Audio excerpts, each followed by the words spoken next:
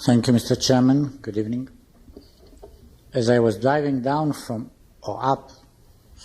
Washington, I had the feeling that I'll be speaking tonight to myself here, because I couldn't think of anyone who would leave his home tonight and come to participate in another evening involving the Middle East or Israel. Sometimes I have a feeling that we've all had enough of that interest. But I'm glad to see that you are here, which shows also, as the chairman said, the pivotal interest that the people of this country have in Israel and the importance of Israel's role in the Middle East. A reference was made to my friend and colleague, Ambassador Ashraf Gorbal, the Egyptian ambassador, and he's right when he says that we are friends. And I don't know whether he said it, if not I will. We also have our differences of opinion. But I remember particularly when I arrived in this country in my present role, nearly 2 years ago. It was before the peace treaty was signed, but after the Camp David Accords have been agreed upon.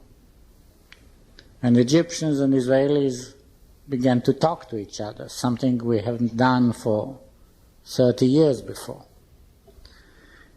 And he was the first ambassador that I met socially. Mutual friends saw to it that a few days after my arrival, we did meet with our families. And a couple of weeks later, I went to the Capitol Hill to hear the President deliver his State of the Union message to the Congress. And I felt very much like a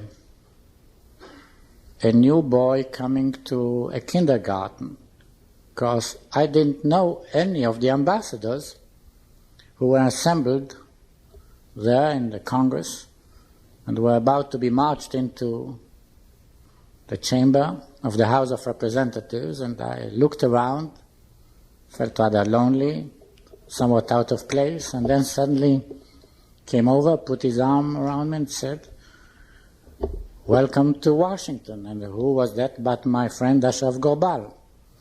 And I thought how symbolical is the fact that the first ambassador that would receive me in my first formal appearance in Washington would be none other than the ambassador of Egypt, with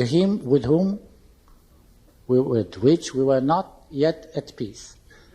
And he took me around and started introducing me to the other ambassadors. Evron, the ambassador of Israel. And the first ambassador he introduced me to was the Yugoslav ambassador, another country which has no relations with Israel. So that was my introduction to diplomatic life in Washington. But now to the serious matters at hand. No other conflict has had as much coverage as the Arab-Israeli conflict. Sometimes you have the feeling as if the media is obsessed with this conflict. Everything that happens, particularly if it's not to our credit, is immediately reported and splashed. Every negotiation is dissected. Every move that we make or do not make is analyzed. And I have yet to see other issues so widely and so deeply covered by the media. The events of the last few weeks in the Middle East have, in my view, proven a few of the myths with which we have lived for so long.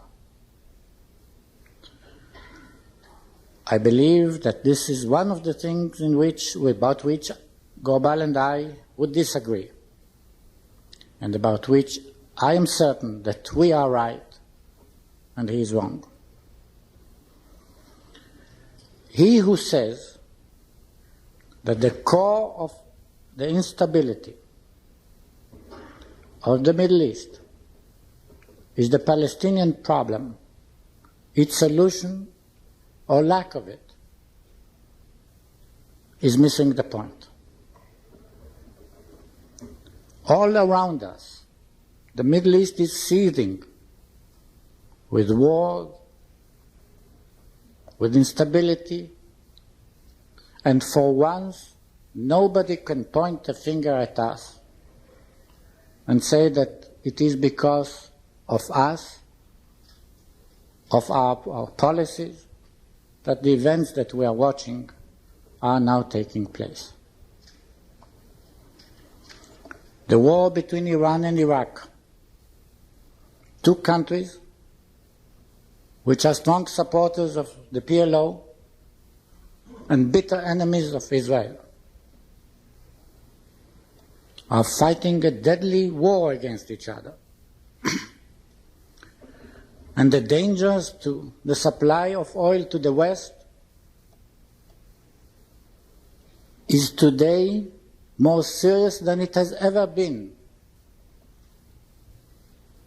in the last 30 years. Syria has cut off its relations with Iraq, or vice versa. Whoever took the initiative, relations are broken between the two of them. Two of the most radical countries, again, in the area. Today we heard that Saudi Arabia has cut off its relations with Libya. Not long ago, and in fact still, a war is going on in which Morocco and the irregulars and guerrillas based in Algeria are fighting each other. Syrian forces are in occupation of that tragic country, the Lebanon. Jordanian troops are moving in the direction of the Iraqi border. South Yemen and Saudi Arabia are at each other's throat. All this has got nothing whatsoever to do with whether the autonomy talks have progressed quickly enough, far enough, or not. The core of the problem in the Middle East is the instability within the Arab world, its inherent conflicts with each other. The only country which has shown a remarkable degree of stability is Israel. You never know when you invest your money, when you invest your support in a certain country there, what would happen a few years hence. It's a volatile area. Much depends on the personality of one ruler who may be disposed of with one bullet. It's not only the United States that is learning that lesson, the Soviet Union too. For a long time, Britain supported the old Libyan regime, only to have it overturned, and Mr. Gaddafi has taken over with his vitriolic hatred of the West. The Soviet Union, for their part, invested a lot of effort and money and military equipment in Egypt, only to see how Sadat, when he came to power, threw them out and turned his back on them and joined or looked for the United States for help. The source of the instability, in as much the conflict between us and our neighbors is concerned, is rooted in the uniqueness of our conflict. A uniqueness which is now changing a bit with the treaty with Egypt. Because countries fight over borders, over territory. They go to war over economic interests. In our case, it's the only conflict in the world where one side sees as its objective, and only objective, the destruction, the elimination of the other side. Iraq doesn't want to see an Israel in any shape or form. The PLO, even today, even in a speech delivered yesterday at UNESCO by Yasser Arafat, sticks to its position that Israel has to be eliminated and done with. Most Arab countries still subscribe to this notion. And that is where the difficulty for seeking a solution arises from. And this has got nothing to do with the Palestinian problem. Because in fact, there is a Palestinian state in existence. Jordan is a Palestinian state. The citizens of Jordan are Palestinians. Jordan was part of the original Palestine mandate. So if one looks for a Palestinian state, there it is. There is a problem with the inhabitants in Judea and Samaria, and that's something we are trying to tackle now in negotiations with Egypt. But this I'm saying in parentheses, and I'll come to this problem later. And that was the difficulty. Because of that Arab insistence on the destruction of Israel in the past, that was the main, if not the only, obstacle to reaching an agreement over the Arab-Israeli conflict. The war of Yom Kippur, 1973, has changed that. Because if that war proved anything, it proved that, to the Egyptians at least, that there is no military solution to the problem. That whether they liked it or not, Israel is a reality that cannot be eliminated. And that was the lesson that President Sadat drew from the war. Because there they had an opportunity of more than a lifetime. They took us by surprise. They, jointly with the Syrians, launched a war against us. We were unprepared. And yet, after 20 days or so of fighting, we were closer to Damascus and to Cairo than we were at the beginning of the war. And President Sadat rightly made the correct, reached the correct conclusion. He realized that in order for Egypt to be able to tackle the main problems, the serious problems that he and his people were facing, he had to make peace with Israel. At the best possible terms for him, surely. And that's how the process began. And as the ambassador of Israel, I have to be bipartisan. And I'm glad to be able to be bipartisan here and say something which I've been saying in public ever since I came here, that it was initially the shuttle diplomacy of Secretary Kissinger that brought about the breakthrough that began to create the atmosphere of trust between us and Egypt. He was the one who paved the way, first through the disengagement agreements, and then the interim agreement in 1975. And it was these efforts that led to Camp David and to the signing of the peace treaty in March 1979. But it was also the efforts of President Carter, who never gave up hope and who twisted our arms occasionally, as well as Egypt, that made this achievement of peace possible. Because it was in the interests of all of us to have peace. I don't have to say why it is in our interest. Peace for us means security. This is the ideal for which we all yearn in Israel, and for which we have made great sacrifices recently.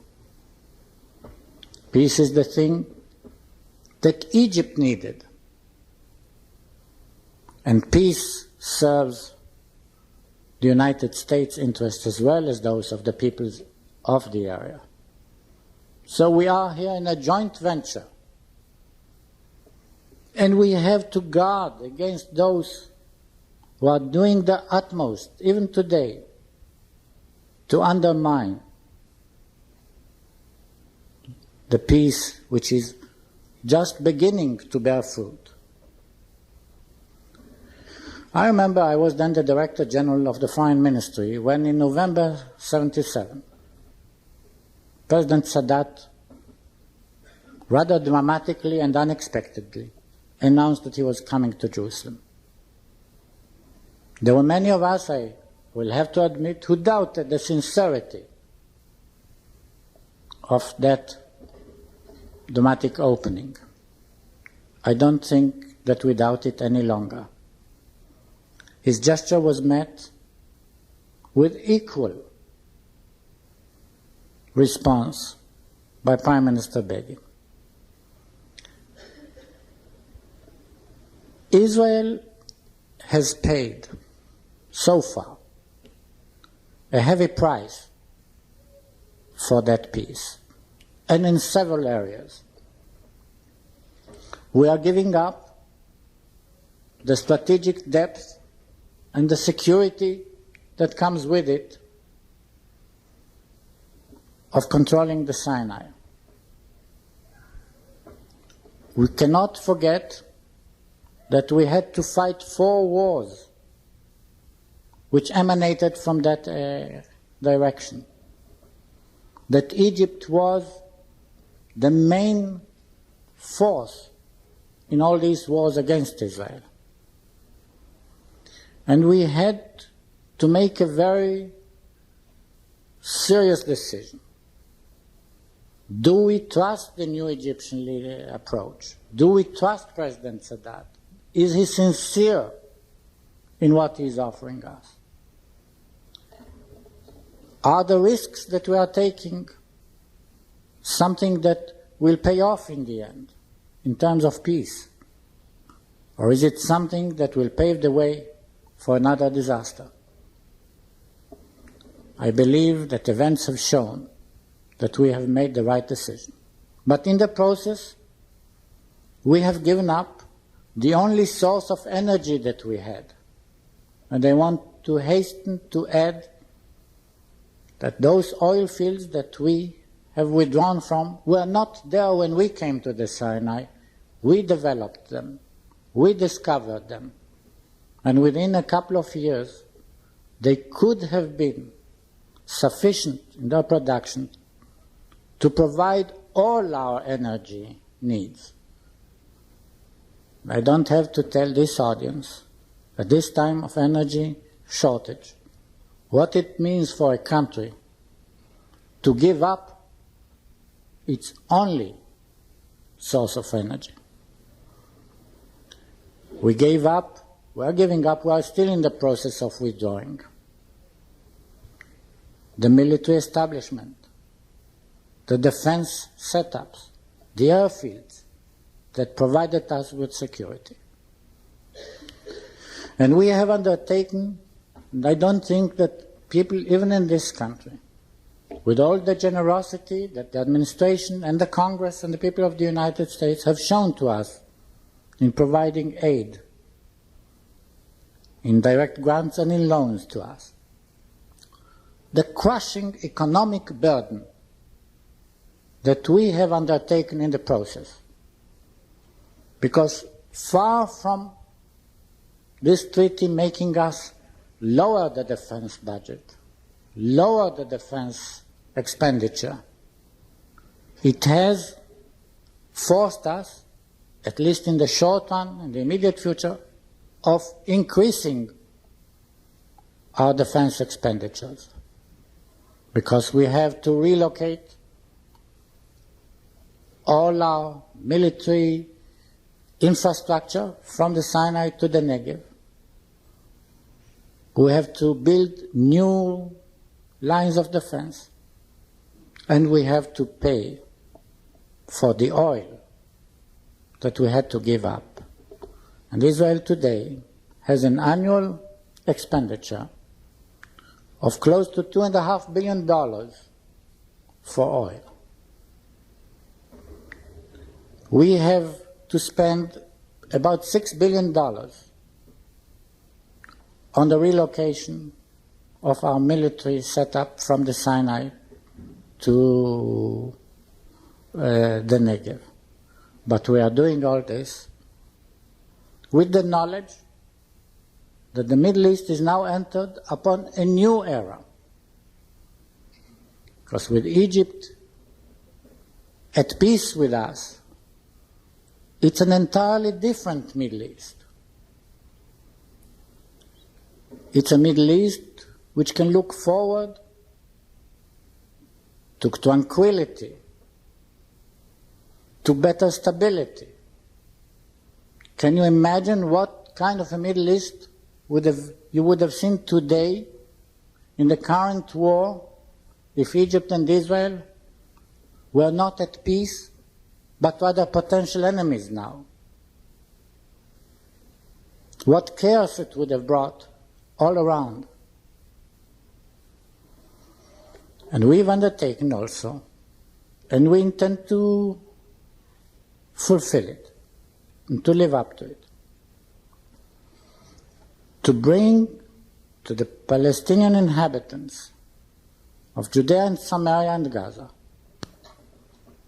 who are under our control now, something which they haven't had throughout their history, and that's a measure of full autonomy for an interim period of 5 years, at the end of which a final settlement of the future of these areas will be decided upon in joint negotiations between us, Egypt, the representatives of those Palestinian inhabitants, and Jordan. It's not an easy task, it's not an easy goal to fulfill, because under the pressures of certain Arab states, some European countries who should have backed the United States, Egypt, and Israel in their peace efforts,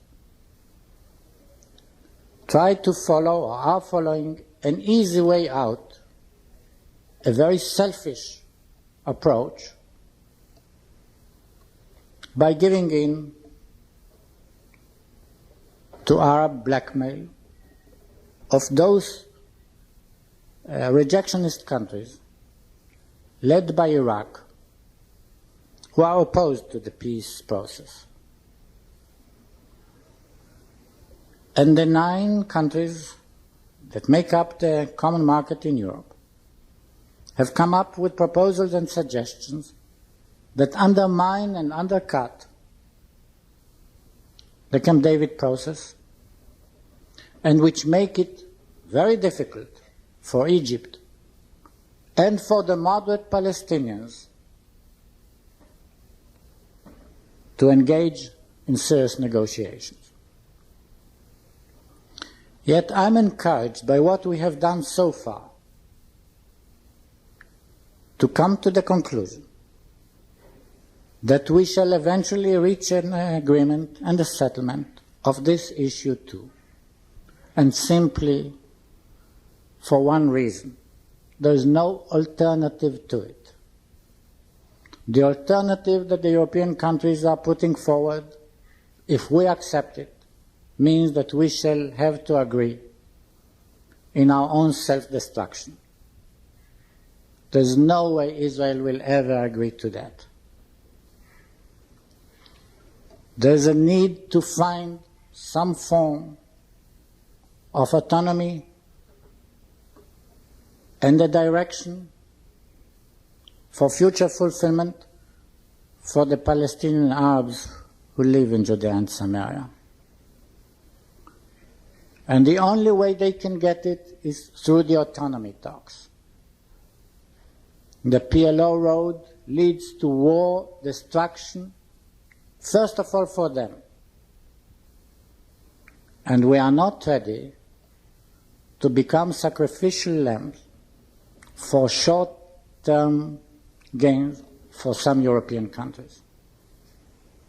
So I am convinced that eventually all parties will realize the realities. And just as President Sadat made that historic decision in 1977 and has never had any reason to regret it,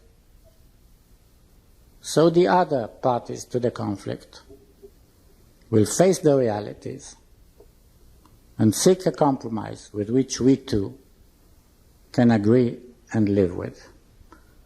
And I thank you for listening for something which you may have heard before, and I'm ready to answer any questions because, like you, I want to leave at 8:15 here.